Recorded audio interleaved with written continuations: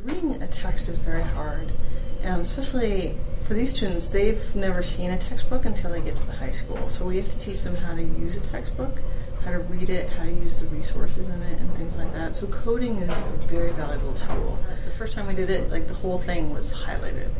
And so, going through the process and just narrowing it down, it's like summarizing what is the key term that we're looking for, what is the key function we're looking for. I wanted to incorporate coding into the unit because the chapter is super heavy on terms and description and function. Actually, I chose the article because it's actually a little bit simpler than their 10th grade textbook. Because textbooks, again, are written by multiple authors, and every paragraph in the textbook changes its lexile. So this I could sort of monitor what level it was at. So what I've done is I have an article, and each paragraph is numbered. And so you're going to be coding for specific organelles and structures.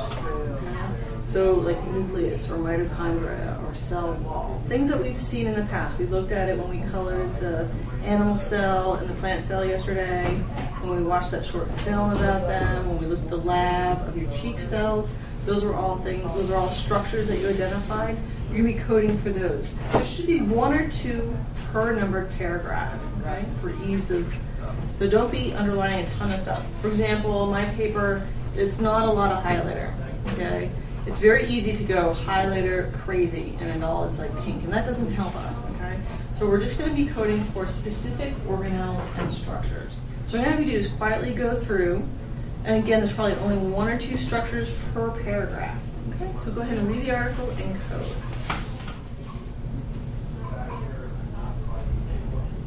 We're just highlighting the organelle or structure. I'm not doing full sentences, it's just words. Not just the words. Cell membrane, nucleus, mitochondria, DNA. We're just highlighting the words.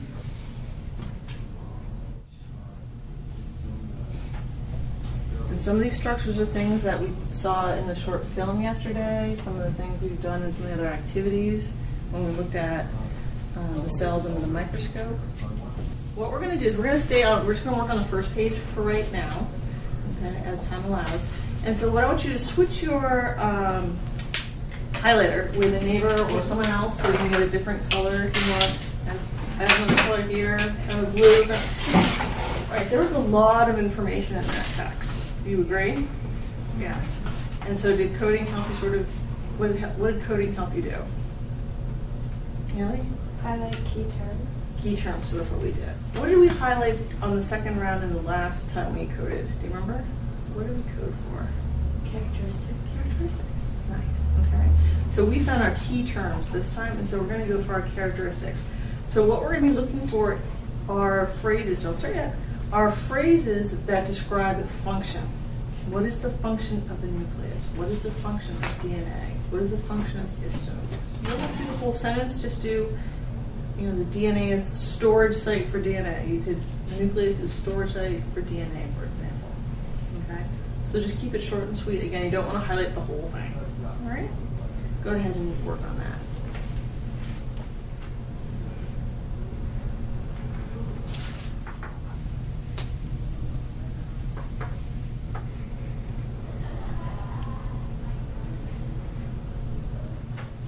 All right.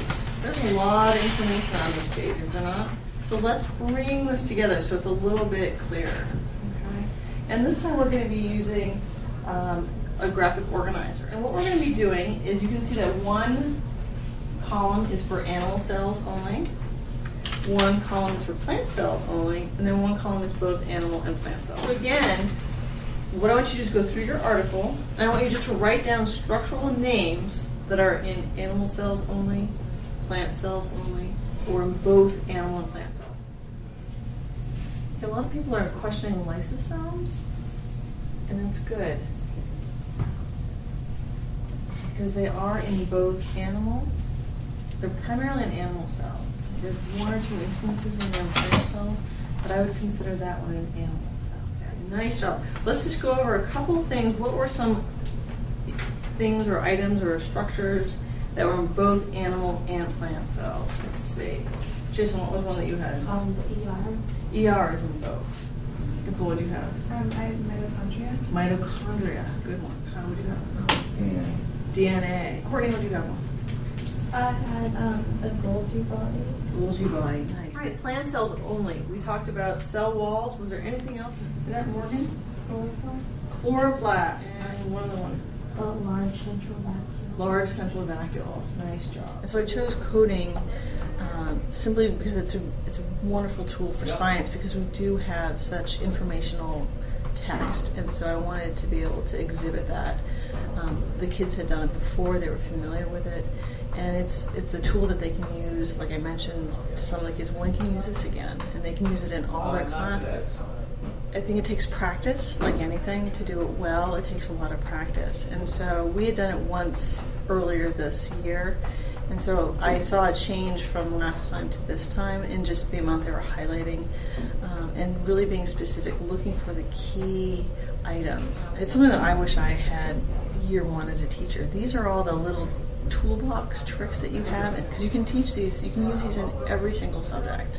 You can use it in art, you can use it in math, you can use it in science, social studies, English. I think also with being a creative person and being a visual person, using the templates and the writing strategies, it puts it black and white out there. If you're using a graphic organizer, it can take the entire, when we coded, we then brought it to a graphic organizer, and you can really see, bringing it from text to image, it just makes all the difference.